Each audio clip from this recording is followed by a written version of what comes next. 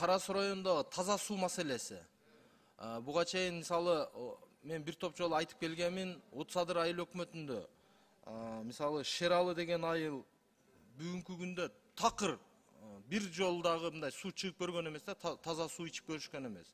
Ал жерде ошол каналдагы сыркынды сууларды чогултуп, малы дагы ошол бир каналдан ичет, эли дагы ошо бир каналдан ичет. Ошону Алмаз Акунжанович бир тез аранын ичинде мынау Утсадыр каналынын дүйнөлүк банктан каржылоосу бар. Ошонун тизмесине киргизип карап берсек жакшы болот эле.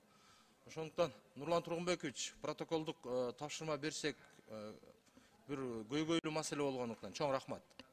Рахмат. Алишер Абилевич, урматтуу аппарат, сиздер мына протокол тапшырма боюнча депутаттар айтып атканда дароо эле техникалык түрдө силер протокол тапшырманы даярдай бергиле, анткени мен ар бирин токтолуп отурбайын.